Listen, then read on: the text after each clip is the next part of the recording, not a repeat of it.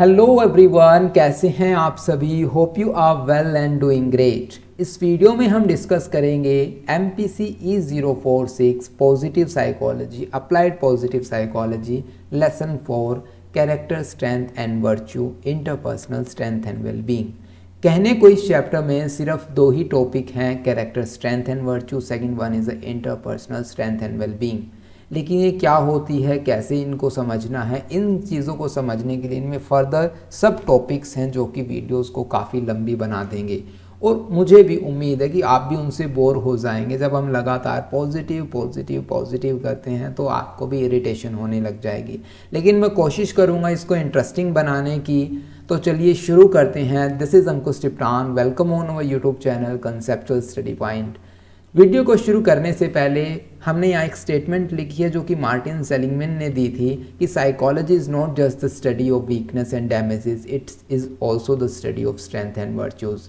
हम positive psychology पढ़ रहे हैं, फर्स्ट चैप्टर से ही हम ये पढ़ते आ रहे हैं कि साइकोलॉजी, पॉजिटिव साइकोलॉजी का जो सारा का सारा ध्यान positive emotion, positive environment, positive health पर है। हम कह सकते हैं कि जो हमारे पास ऑलरेडी चीज़ें हैं हम उनको नज़रअंदाज करके साइकोलॉजी में अब तक हमने नेगेटिव चीज़ों की स्टडी की है। लेकिन पॉजिटिव साइकोलॉजी का मेन मोटिव है कि हम पॉजिटिव चीज़ें जो हमारी लाइफ में एग्जिस्ट करती हैं उन पर भी फोकस किया जाए। सो ये स्टेटमेंट सिर्फ आपको इन्फॉर्मेशन के लिए, ये एग्जाम में नहीं आएगी। Okay, next one is the defining character strength. शायद आप लोग को भी कभी किसी ने क्वेश्चन पूछा हो कि व्हाट आर योर स्ट्रेंथ, आपकी स्ट्रेंथ क्या है। As a teacher, as a counsellor, as a psychologist आप कुछ भी कंसिडर कर सकते हैं। अगर आपने कहीं किसी तरह का इंटरव्यू दिया है तो आपको ये पता होगा कि आप लोगों से स्ट्रेंथ से रिलेटेड, वीकनेस से रिलेटेड क्वेश्चन पूछा जाता है। सो एक्चुअल में स्ट्रेंथ होती क्या है ये आज हम समझेंगे, ठीक है। सो स्ट्रेंथ इन आपकी बुक में ना, ये सभी आपका जो बुक का कंटेंट है, ठीक है, मैं आपको बता देता हूँ शुरू करने से पहले। और ये जो नीचे है ये मैंने थोड़ा सा इंटरनेट से सर्च करके थोड़ा सा इजीली समझाने की कोशिश की है। सो स्ट्रेंथ को समझने से पहले हम क्या करेंगे, उसके कुछ एग्जांपल्स को पिक करते हैं ताकि आपको भी समझ आए हम किसके बारे में बात कर रहे हैं। यहाँ पर कुछ एग्जाम्पल मैंने लिखे हुए हैं, मैं यहाँ पर पेन के साथ हाईलाइट कर रहा हूँ, आप ध्यान दीजिए। जैसे कि leadership, communication, adaptability, problem solving, team work, management, empathy और one more is the resilience. अगर आपसे किसी ने कहा कि आपकी स्ट्रेंथ क्या है, आपने कहा टीम वर्क या टाइम मैनेजमेंट मेरी स्ट्रेंथ है, तो आप लोग यहाँ से क्या एस्टिमेट लगा पा रहे हैं कि टीम वर्क मीन्स आपने काफ़ी जगह टीम वर्क में कुछ चैलेंजेस फेस किए हैं और वहाँ से आपने उन एफर्ट्स, उन चैलेंजेस को ओवरकम किया है। फिर कहीं जाकर आपके अंदर वो स्ट्रेंथ बिल्ड हुई है कि अब मैं एक टीम वर्क की तरह जो टीम में काम कर सकता हूँ या मैं एक अच्छा टाइम टेबल को मैनेज कर सकता हूँ। होपफुल यू अंडरस्टैंड मैं कहना क्या चाहता हूँ। अब हम चलते हैं डायरेक्ट बुक पे, जो आपकी बुक में दिया है। Strength can be defined as a natural capacity for behaving, thinking, feeling in a way that allow for optimal functioning performance in the pursuit of valued outcomes। कि आपके सोचने की, फील करने की, बिहेव करने की जो नेचुरल कैपेसिटी है, जो आपकी हेल्प करती है ऑप्टिमल फंक्शनिंग में और परफॉर्मेंस में, जिसमें आप बेहतरीन रिजल्ट्स निकाल पाएँ। ऐसा कहते हैं लिनले हैरिंगटन, ठीक है। 2006 में ये स्टेटमेंट आई है according to your book, as it is आपकी बुक में ये लिखा है। और अब आप इस थियरी से, इस स्टेटमेंट से ये समझ पा रहे हैं कि कहीं ना कहीं स्ट्रेंथ को यहाँ पर पार्शियली इनेट और इंस्टिंक्टिव बताया गया है ना। सो स्ट्रेंथ आपको क्या लगता है कि क्या होती है स्ट्रेंथ? यहाँ तक आपको ये पता चल जाता है कि नेचुरल कैपेसिटी बताई गई है लिनले हैरिंगटन के थ्रू कि कैपेसिटी है जो कि हम जो हमारी हेल्प करती है किसी भी परफॉर्मेंस को बेटर करने में, जो हम काम करते हैं उसको बेटर करने में, ऐसा इनको बताया गया। और अकॉर्डिंग टू लिनले हैरिंगटन इनको मैनिफेस्ट किया जा सकता है। यहाँ एग्जांपल लिखा है जैसे कि एक चाइल्ड क्रिएटिव नेचर शो कर रहा है, क्रिएटिव थिंकिंग शो कर रहा है, अगर हम उसको प्रमोट करेंगे तो वो कहीं ना कहीं और भी क्रिएटिव थिंकिंग शो करेगा। अदरवाइज वो क्या हो जाएगी, हम उसको अगर डिसरिगार्ड करेंगे, उसको नेग्लेक्ट करेंगे, इग्नोर करेंगे तो वो सोचना भी बंद कर सकता है। तो आपको समझ आ रही है ये क्या कह रहे हैं। लेकिन स्ट्रेंथ को होपफुली यहाँ पर आप भी कंफ्यूज हो गए होंगे, क्योंकि मैं भी यहाँ पर कंफ्यूज हो गया था जब मैंने टैलेंट को पढ़ा, क्योंकि टैलेंट भी एक नेचुरल कैपेसिटी है, समझ पा रहे हैं, एक एबिलिटी है। तो कैसे हम इस टैलेंट को, स्ट्रेंथ को समझेंगे, ये मैंने यहाँ पे डेफिनेशन से आपको भी समझाने की कोशिश की है। सो डेवलप्ड एबिलिटी क्या है? स्ट्रेंथ, डेवलप्ड एबिलिटी, आप इसको डेवलप करेंगे। कैसे करेंगे? A strength is a developed ability built upon your talent, skill, knowledge and experience. मान लीजिए आपने पीछे 3 या 4 कंपनियों में काम किया है और उन कंपनीज में आपने देखा कि कैसे टीम वर्क किया जाता है, कैसे टाइम मैनेज किया जाता है। तब आपको कहीं पता चला कि इन फ्यूचर जब मैं किसी नई कंपनी को ज्वाइन करूंगा तो मैं इस तरह से काम करूंगा। It means you are trying to develop your strength. समझ पा रहे हैं? आप एफर्ट लगा रहे हैं, वहाँ पर टाइम इन्वेस्ट कर रहे हैं इन ऑर्डर टू अंडरस्टैंड कैसे कोई फिनोमिना काम करता है, कैसे कहीं पर कोई एक चीज़ है जो काम करती है, उसे आप अप्लाई करेंगे, वो आपकी स्ट्रेंथ बन जाएगी टाइम टू टाइम। समझ पा रहे हैं मैं क्या कह रहा हूँ? It involve consistent effort, practice to refine, optimise your natural potential. अब आप ये कह सकते हैं कि जो ऊपर हमने डेफिनेशन पढ़ी कि अब आपकी फंक्शनिंग में क्या करेगी? हेल्प करेगी। अब आप कहेंगे कि टाइम मैनेजमेंट क्या होगी? मेरी स्ट्रेंथ होगी कि मैं टाइम को बेहतर तरीके से मैनेज कर सकता हूँ एज कंपैरिजन टू अदर्स। समझ पा रहे हैं? इसीलिए आप मुझे जॉब दीजिए, आपकी कंपनी में टाइम मैनेजमेंट की बड़ी कमी है और मैं उसको बेहतरीन तरीके से मैनेज कर सकता हूँ। इट मीन्स यहाँ पर आपके जो आउटकम्स हैं वो डिफरेंट होंगे जो टाइम मैनेज नहीं करते, या आपकी जो फंक्शनिंग है वो ऑप्टिमल लेवल पर होगी। आप अपने हाई पोटेंशियल को यूज़ कर पाएंगे with help of your strength. Hopefully you understand. So strength आप यहाँ पर समझ गए होंगे। अब आपको टैलेंट के बीच में कंफ्यूज नहीं होना है। अभी आप समझ गए कि स्ट्रेंथ क्या है? Something you acquire, develop through practice and efforts. जो आप क्या करते हैं? प्रैक्टिस से, एफर्ट से एक्वायर करते हैं, that is the strength. Understand? अगर आपका कोई पॉइंट ऑफ व्यू है then you can comment in the comment sections.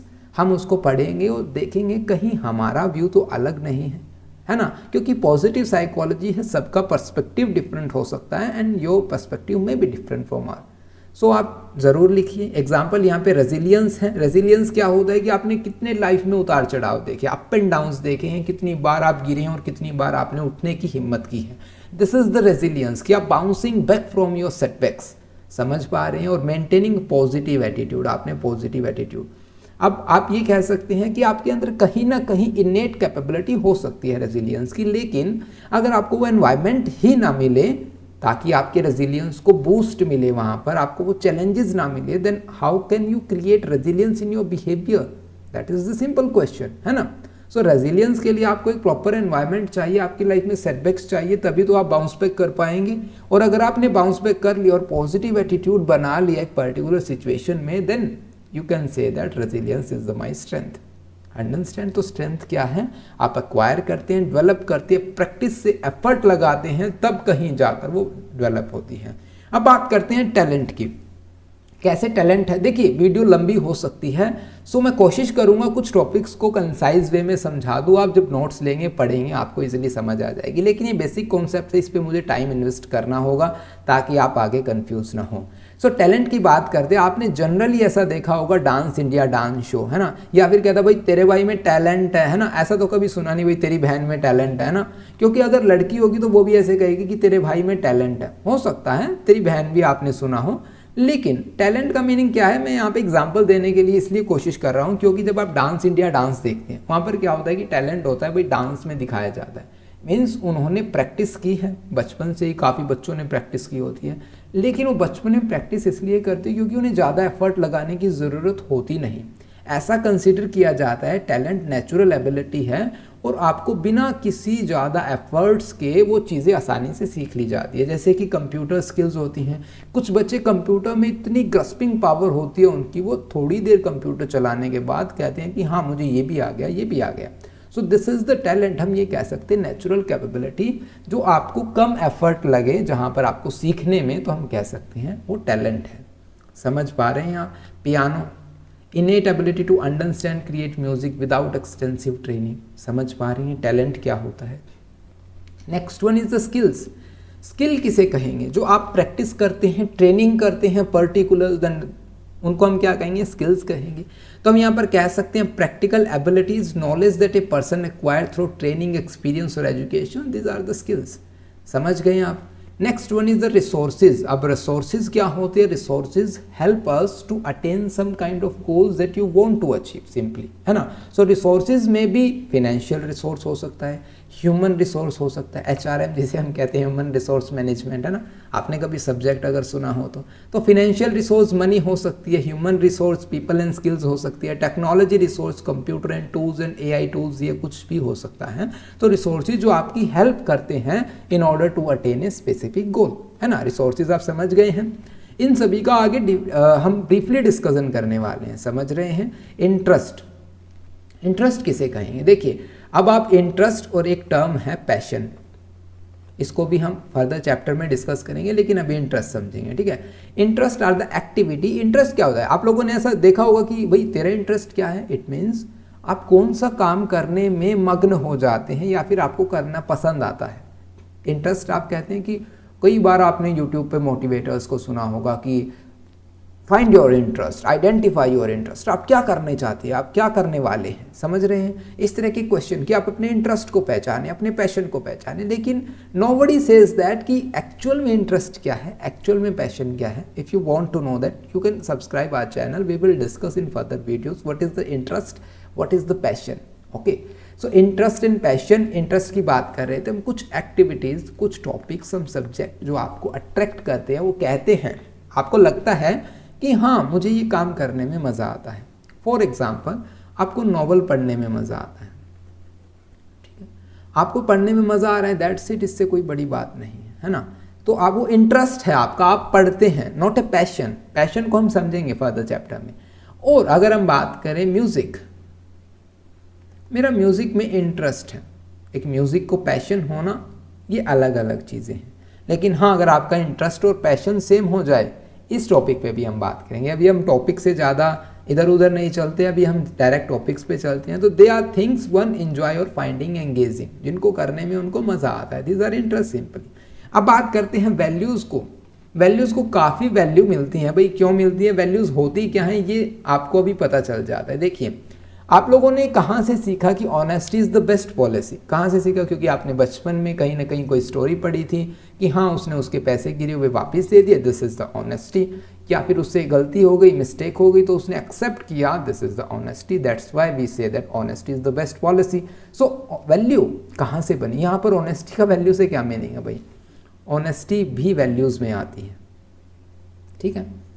अब क्या है, ये प्रिंसिपल्स हैं, बिलीव्स हैं, जो हमें क्या करते हैं, इन्फ्लुएंस करते हैं। आपने किसी को देखा कि हाँ इसने ना यार इसकी हेल्प की, है ना, इसने इसकी हेल्प की तो यार मुझे बड़ा अच्छा लगा। आपके एटीट्यूड को चेंज कर रही है, वो आपको अफेक्ट कर रही हैं कहीं ना कहीं आपके एटीट्यूड में चेंज, और आप उन वैल्यूज़ को कंसिडर करते हैं और उन वैल्यूज़ को अपनी वैल्यूज़ बनाना शुरू कर देते हैं। ये वैल्यूज़ होती हैं, ठीक है, जो आपके एटीट्यूड को, बिहेवियर को, डिसीजन मेकिंग को अफेक्ट करती है। इन फ्यूचर कभी आपने वैसी ही सिचुएशंस देखी तो आप कहेंगे नहीं मैं इनकी हेल्प करने के लिए यहाँ रुकूंगा, दीज आर माई वैल्यूज़।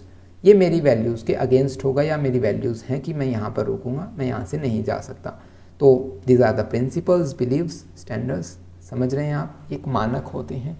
तो ये वैल्यूज़ होंगी यहाँ पर, for example integrity, honesty, loyalty, environmental consciousness, commitment to social justice, these are my values. ऐसा आप लोगों ने कुछ मूवीज़ में देखा होगा, ये डेली लाइफ में।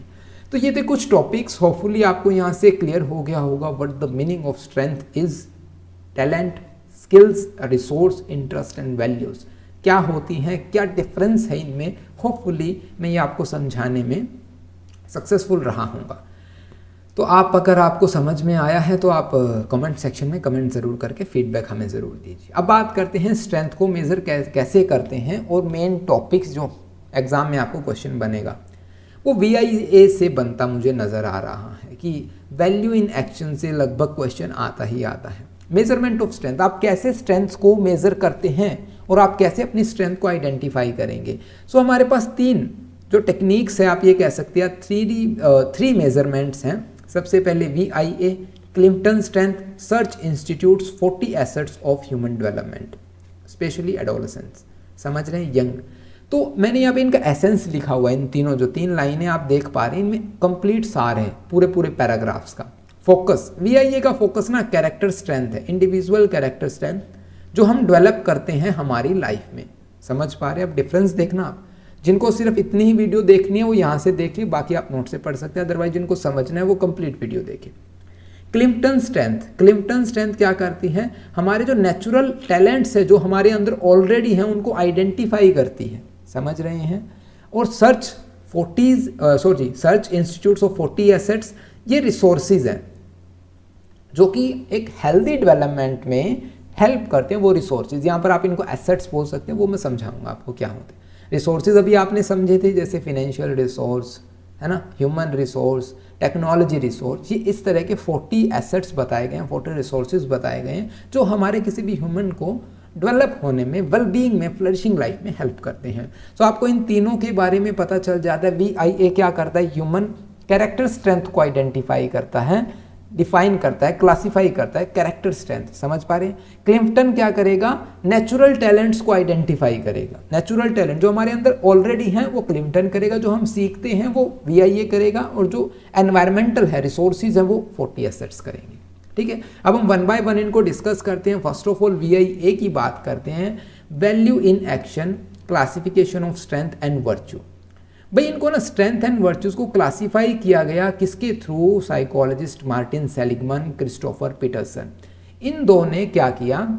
6 मेन, यहां हम कहें कोर वैल्यू बनाई। ठीक है, अब इन 6 में फर्दर पार्ट्स कर दिए जो कि 24 थे। 24 जिनको कैरेक्टर स्ट्रेंथ बोल दिया जाता है, 6 वर्च्यूज बोल दी जाती हैं। अब आप कहेंगे ये वर्च्यू क्या है?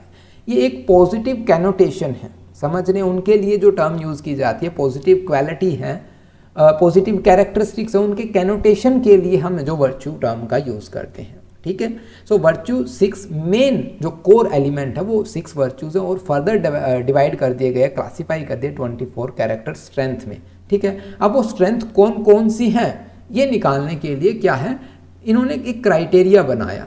यहाँ पर 10 स्टेटमेंट यहाँ पे लिखी हुई है, ये एग्जाम में आएंगी नहीं, लेकिन आ गई तो आपको लिखनी होंगी। ठीक है, ये मैं अभी समझाऊंगा भी नहीं। 10 क्राइटेरिया क्या, जो इस 24 स्ट्रेंथ की बात करने वाले हैं वो सभी इन्हीं के ऊपर बेस्ड है। जैसे कि हम एक एग्जांपल पढ़ते हैं, strength contribute to fulfilling good life one self and others. Means strength है जो एक इंडिविजुअल की और अदर पर्सनस की फुलफिलिंग लाइफ में हेल्प करती है, या वेलबींग में कहें या फ्लरिशिंग लाइफ में कहें, तो वहाँ पर उनकी हेल्प करेगी। तो ये 10 क्राइटेरिया इसी तरह हैं कि जो हमारी 24 स्ट्रेंथ हम अभी डिस्कस करने वाले हैं ये सभी इन 10 क्राइटेरियाज पर बेस्ड होंगी। तो इन क्राइटेरियाज को आप पढ़िएगा, इन पे मैं एक स्पेसिफिक वीडियोस बनाने की कोशिश करूँगा, जैसे कि VIA पे, क्लिफ्टन पे। अदरवाइज ये वीडियो इतनी लंबी हो जाएगी शायद आप भी स्किप करके ही देखें। ओके, हम डायरेक्ट चलते जो आपको एग्जाम में लिखना है। अगर 10 क्राइटेरियाज आपसे पूछ लिए जाते हैं, बिल्कुल सिंपल लैंग्वेज में मैंने लिखे हैं, आप यहाँ से लिखिएगा।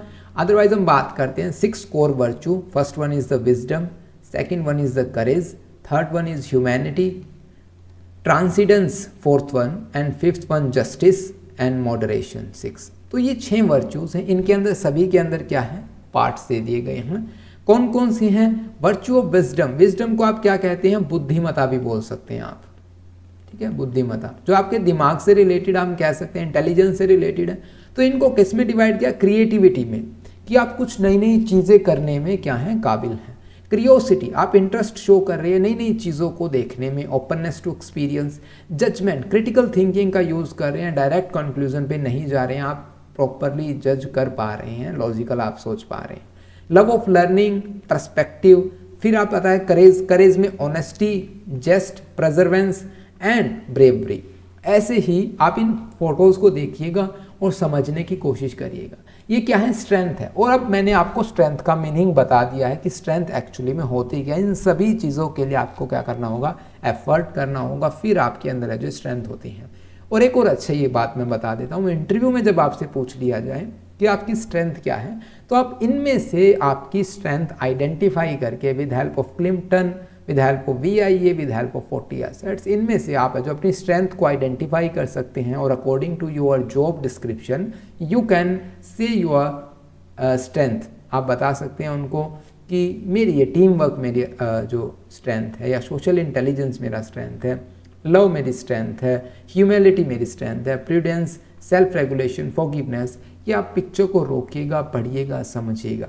ठीक है, अब हम बात करते हैं नेक्स्ट, आपको एग्जाम में अगर आ जाए तो आपको सिंपल ये लिखनी है, क्योंकि जब आपको एक बार स्ट्रेंथ का मीनिंग क्लियर हो जाता है फिर आपको ये याद करनी होंगी एक बार कि विजडम के अंडर कौन कौन सी टर्म्स आती हैं, करेज के अंदर, ह्यूमैनिटी के अंदर, जस्टिस के अंदर। इनको हम स्पेसिफिक वीडियो में डिस्कस करेंगे, अदरवाइज वीडियो काफ़ी लंबी हो जाएगी। ओके, सो नेक्स्ट आता है क्लिफ्टन स्ट्रेंथ फाइंडर। जैसा कि VIA ने क्या किया था, ह्यूमन के, इंडिविजुअल के कैरेक्टर स्ट्रेंथ पर फोकस किया था। ठीक है, क्लिफ्टन ने क्या कहा, एक ऐसा टूल बनाया, ये किसने डेवलप किया था, डॉन क्लिफ्टन ने, जो कि चेयरमैन थे गैलप के।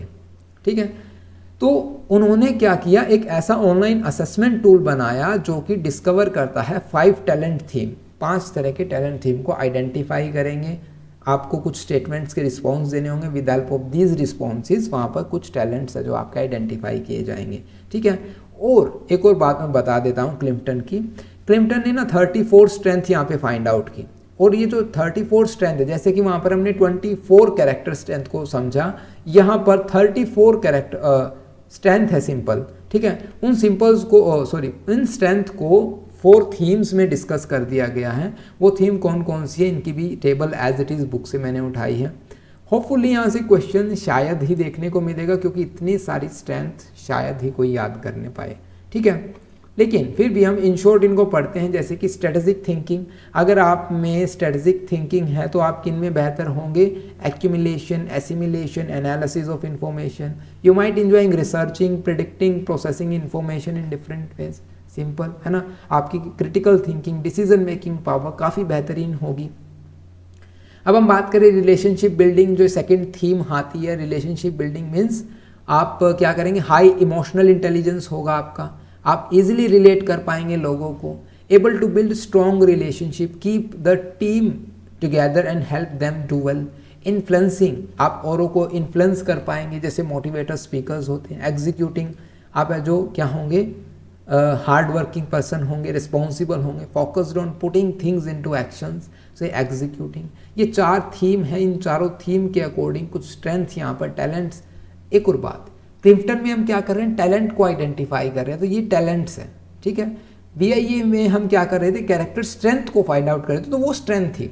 ये आप, अगर मैंने ऊपर मिस्टेकली स्ट्रेंथ बोल दिया हो तो आप उसे करेक्ट कीजिएगा, ये टैलेंट्स है। ठीक है, अब आप ये टैलेंट्स देख सकते हैं कि तेरे भाई में कौन सा टैलेंट है ना, फ्यूचरिस्टिक है, लर्नर है, अडेप्टेबिलिटी है, क्या है। Search institute 40 development assets. अब इन्होंने क्या किया, इन्होंने क्या निकाले, 40 development assets. So first of all मैं आपको बताना चाहूँगा कि एसेट क्या होते हैं। एक टर्म होती है लाइबिलिटीज़। ठीक है भाई, कॉमर्स वाले स्टूडेंट्स को पता होता है कि लाइबिलिटीज़ क्या होती हैं। जैसे कि एक कार हो गई, एग्जाम्पल से मैं समझाना चाहूँगा। आपने कोई भी नई कार ली, और कार लेने के बाद आपको क्या होता है, उसका सर्विसिंग का खर्चा, पेट्रोल का खर्चा, मेंटेनेंस का खर्चा। मीन्स आपकी पॉकेट से मनी निकल ही निकल रही है, वापस वो पैसे है जो बना के नहीं दे रही, तो this are the liabilities. Assets वो होते हैं जैसे कि आपने कोई कमरा किराए पे बनाया, कोई घर किराए पे बनाया, वो आपको क्या देगी, इनकम देगी मंथली बेसिस पे। This are assets. तो समझ पा रहे हैं, 40 एसेट्स जो कि ह्यूमन डेवलपमेंट में क्या करेगी, हेल्प करेगी, उसकी फ्लरिशिंग लाइफ के लिए, वेलबींग के लिए वो हेल्प करती है। ठीक है, तो 40 एसेट्स आप समझ गए। तो 40 डेवलपमेंटल एसेट्स दिए, जिसमें 20 एक्सटर्नल और 20 इंटरनल। ठीक है, 24 यूथ रिस्क बिहेवियर को आइडेंटिफाई किया कि हाँ 24 तरह के रिस्क बिहेवियर है जो यंगस्टर करते हैं, उनसे अगर बचा जाए तो ह्यूमन की डेवलपमेंट बेहतरीन हो सकती है। जैसे कि सब्सटेंस अब्यूज़ बिल्कुल कॉमन है, सेक्सुअल एक्टिविटीज़ बिल्कुल common, anti social behaviour, these are some examples of them. 10 high risk behaviour pattern जो अडल्ट शो करते हैं, एडोलेसेंट शो करते हैं। की social and emotional skills, 8 thriving indicators, 5 developmental deficit.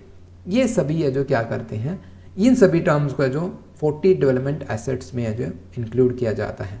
अब वो कौन कौन से 40 डेवलपमेंट एसेट्स हैं, एक्सटर्नल एसेट्स की बात करें तो यहाँ पर 4 टर्म्स दी गई हैं, support, empowerment, boundaries, expectation and constructive use of time.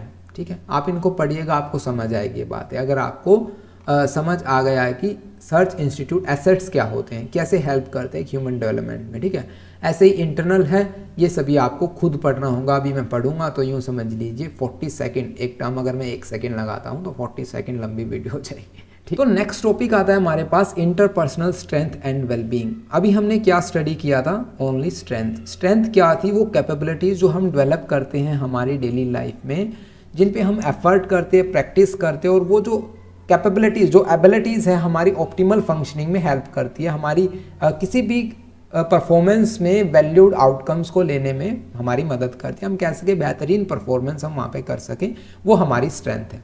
Interpersonal strength क्या होगी?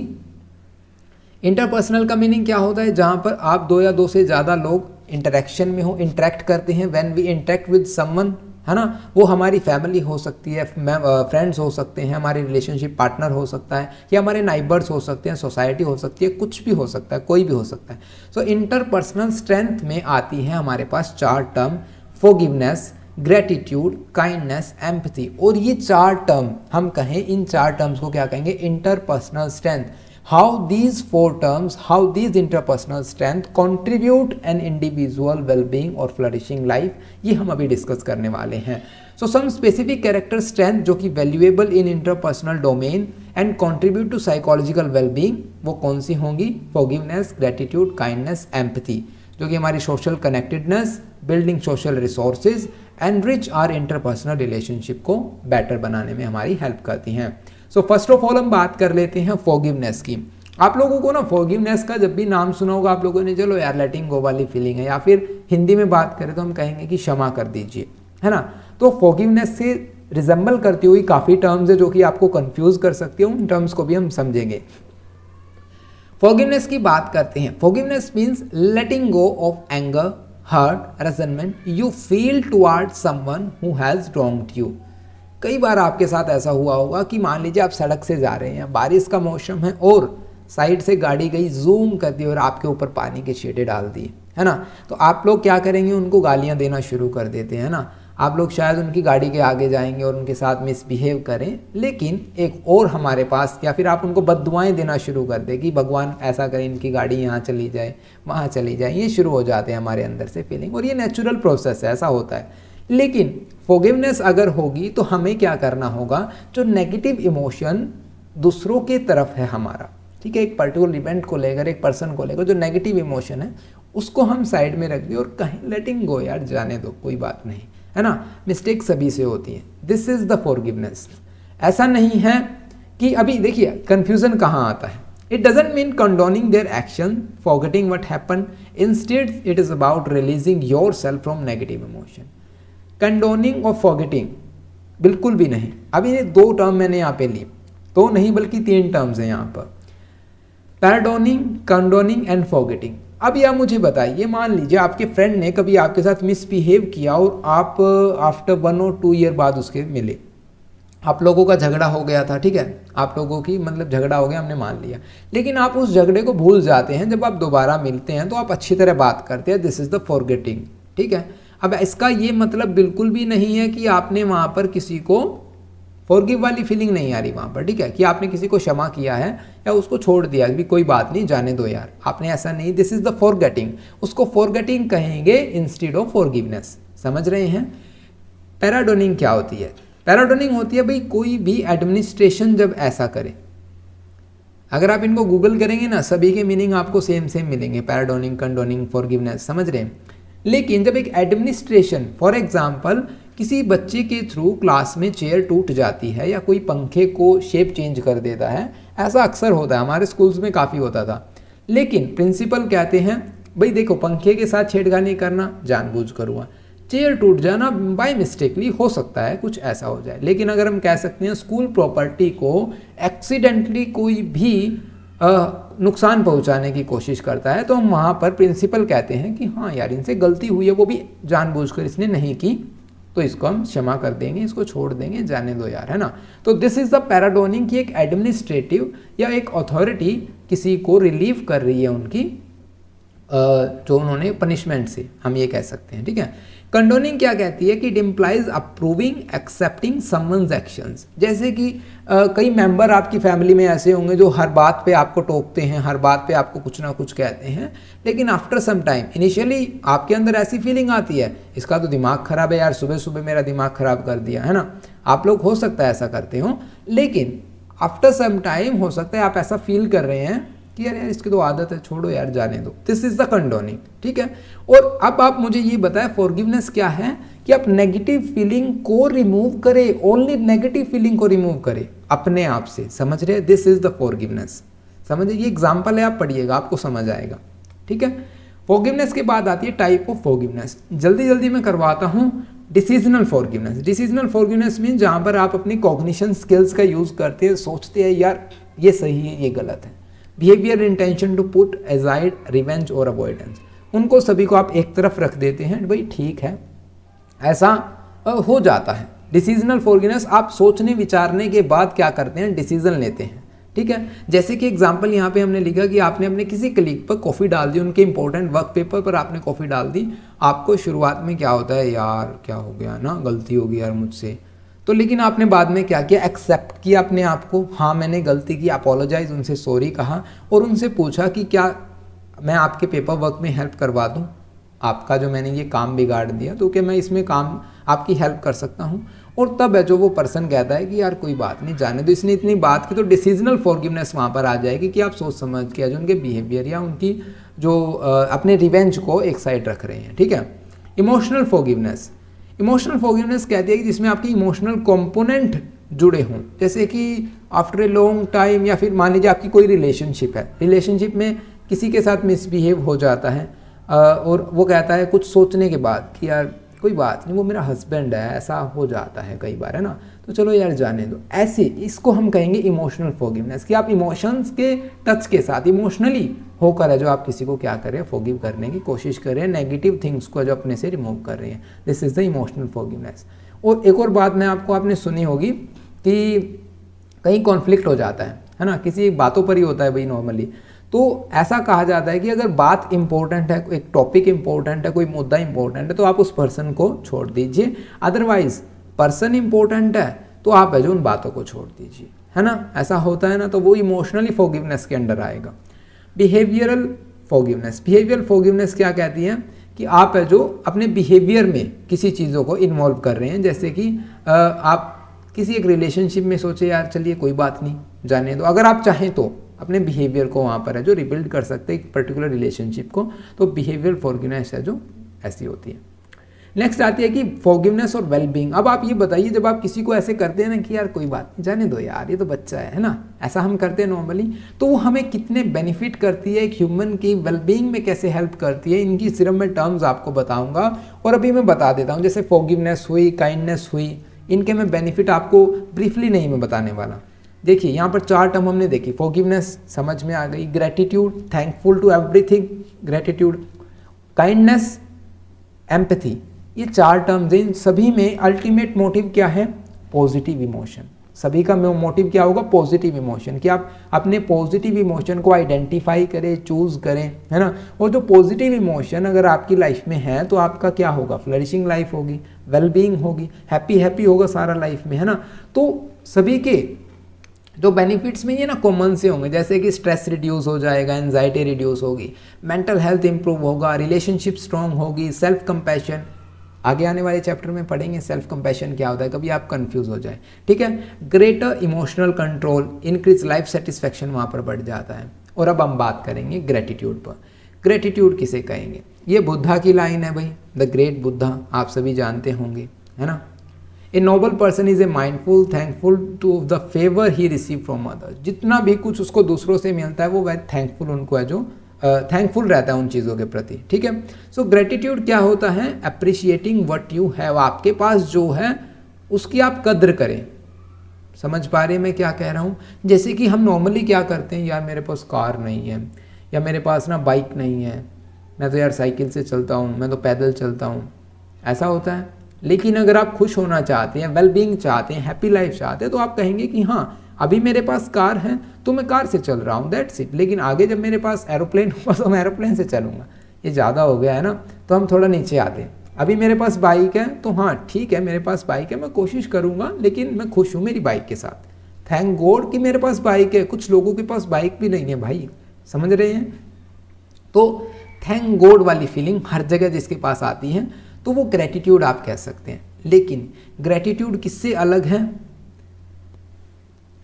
किससे अलग है भाई? Acknowledging the good things. ऐसा नहीं है कि सिर्फ आपको ये पता चल जाता है कि हाँ मेरे पास ये है, दैट गुड, इट्स ओके, ऐसा नहीं होता। उस चीज़ की जेन्युइनली आप जो फील कर पा रहे हैं। फॉर एग्जाम्पल, एक अच्छा एग्जाम्पल देने की कोशिश करता हूँ। मान लीजिए आपको कोल्ड हो गया है ना, आपका जुकाम हो गया है आपको, और आपकी नाक जो बंद हो जाती है। अक्सर रात को सोते वक्त ना जब जुकाम होता है रात को नाकें बंद हो जाती है ना, और आपको सांस लेने में तकलीफ होती है ना, तो इनहेल एक्सहेल काफ़ी डिफिकल्ट हो जाता है वहाँ पर। लेकिन सुबह मान लीजिए सडनली आपने महसूस किया यार आज तो रिलीफ मिला मुझे, है ना, तो आप कहेंगे थैंक गॉड कि हाँ आज तो रात में क्या कहते हैं उसको, चैन से मैं सो सका, है ना। तो आपने क्या कहा? थैंक गॉड आज मैं चैन से सो सका। मीन्स आपने जेन्युइनली आज उसको फील किया कि हाँ हे भगवान तेरा शुक्रिया है ना। तो gratitude is the feeling of thankfulness, appreciation for the positive aspect of life. जो भी पॉजिटिव हुआ, अभी आपने क्या किया, नेगेटिव एस्पेक्ट पे फोकस नहीं किया कि हाँ मुझे जुकाम हो रखा है, इस पे नहीं, आपने फोकस किया कि हाँ थैंक गॉड मैं ठीक हो गया यार, आज रात तो मुझे सुकून मिला। तो दैट इज द ग्रेटिट्यूड। सिर्फ अच्छी चीज़ों का होना या उनके बारे में पता होना ये काफ़ी नहीं है, आपको उनको महसूस करना होगा, अपने एनवायरनमेंट में अच्छी चीज़ों को देखना होगा। समझ पा रहे हैं? बेनिफिट क्या होंगे? हैप्पीनेस इंक्रीज होगी, mental health, relationship, resilience, wellbeing, सब कुछ बढ़ेगा आपका। ओके, काइंडनेस की बात करते हैं। काइंडनेस क्या है? A seed for wellbeing. ये भी वेलबींग में हमारी काफ़ी हेल्प करता है। और अब आप ये देख पा रहे हैं कि फॉरगिवनेस दूसरों से जुड़ी है, हेल्प हमारी कर रही है, दूसरों से जुड़ी है। अगर हम बात करें काइंडनेस की, काइंडनेस भी दूसरों से जुड़ी है ना। और अगर हम बात करें ग्रेटिट्यूड की, वो भी हमारे एनवायरनमेंट से जुड़ी है। आपने कभी महसूस किया कि आप किसी प्रॉब्लम में हैं और आपके सडनली आपका कोई फ्रेंड आ जाए जो आपकी हेल्प कर दे, तो आप कहेंगे थैंक गॉड यार तुम आ गए, या थैंक गॉड तुम आ गई, तुम ना होती तो क्या होता, है ना, तुम ना होते तो क्या होता। तो इस तरह की बातें होती है कि हम उस पर्सन की अहमियत को कितनी अहमियत देते हैं, कि उस पर्सन के होने या ना होने से कितना फ़र्क, उनकी चीज़ों के होने या ना होने से कितना फ़र्क, और होने पर उनको थैंक करना, थैंकफुल रहना उन चीज़ों के प्रति। दिस इज़ द ग्रेटिट्यूड वाली फीलिंग होगी। ठीक है। काइंडनेस क्या होती है? Quality of being friendly, generous, considerate. अब आपने कई बार ये सुना होगा कि यार मुझे ना उन पे दया आ गई। काइंडनेस को दयालुता बोल सकते हैं हम, है ना। तो ऐसा कंसीडर किया जाता है कि देखिए kindness goes beyond mayor politeness और गुड मैनर्स। सिर्फ पोलाइटनेस से और गुड मैनर से कहीं दूर है काइंडनेस। ऐसा नहीं है कि आपने कहीं दया दिखाई, this is the kindness. Kindness किसे कहेंगे? Genuine feeling of warm, empathy toward others, कि आप दूसरों के पॉइंट ऑफ व्यू को समझ रहे हैं। अभी अगले टर्म है जो एम्पैथी है हमारी, समझ रहे हैं, जेन्युइन फीलिंग रखना किसी के प्रति, तब आप किसी के प्रति क्या शो कर रहे हैं? काइंडनेस बिहेवियर शो कर रहे हैं, तो वो काइंडनेस है। नॉर्मली पोलाइटनेस या नॉर्मली आपको दया आनी, वो काइंडनेस नहीं होती। बेनिफिट की बात करते हैं तो बेनिफिट वही, increased happiness, life satisfaction, stress and anxiety reduce, physical health improve होगा, तो ये सभी बेनिफिट होंगे। अगर हम एम्पैथी की बात करें तो empathy and sympathy are the two terms which are totally different from each other. समझ पा रहे हैं? सिंपैथी में हम क्या करते हैं? दूसरों की कंडीशन को समझ सकते हैं। एम्पैथी में हम क्या कर सकते हैं? फील कर सकते हैं। हम क्या करेंगे? दूसरों के शूज़ को डालेंगे, उनकी दुनिया को अब उन्हीं के नज़रिए से देखेंगे, बिना अपनी इंडिविजुअल आइडेंटिटी को खोए बिना। समझ पा रहे हैं? Empathy is the ability to understand, share the feeling of another person from their perspective. Simply किसी के इमोशंस को जानना एम्पैथी नहीं होती। समझ पा रहे हैं? जैसे कि सिंपली अच्छी चीज़ों को जानना ग्रेटिट्यूड नहीं है, वैसे ही सिंपली इमोशंस को जानना एम्पैथी नहीं होती। Empathy involve putting yourself in their shoes and experiencing the world through their lens. आप उनकी नज़रिए से दुनिया देख पा रहे हैं, उनकी फीलिंग्स को समझ पा रहे हैं। This is the empathy. Hope you understand. So empathy क्या करेगी? Strong relationship, enhance social skills, reduce conflict, pro social behaviour, mental health, इन सभी में आपको इम्प्रूवमेंट देखने को मिलेगा। ये 22 पेजेस की PDF थी। अगर मैं इसको कंप्लीट समझाता लाइन टू लाइन तो काफ़ी टाइम लगता और शायद आप लोग बोर हो जाते। और मुझे उम्मीद है कि अब आप बोर नहीं बल्कि आपका इंटरेस्ट बना होगा कि कैसे ये टर्म डिफर करती हैं एक दूसरे से, कैसे ये हमारी लाइफ में पॉजिटिव वेलबींग, इंडिविजुअल की लाइफ में कैसे हेल्प करती हैं। सो होपफुली आपके डाउट कुछ हद तक क्लियर हुए होंगे और आपको कैरेक्टर स्ट्रेंथ एंड वर्च्यू के बारे में नॉलेज मिल गई होगी, जहाँ पर हमने 3 टेक्निक्स को पढ़ा, BIA, Clifton and 40 assets. Interpersonal strength, जो इंटरपर्सनल स्ट्रेंथ 4 टर्म्स को पढ़ा, forgiveness, gratitude, empathy and kindness.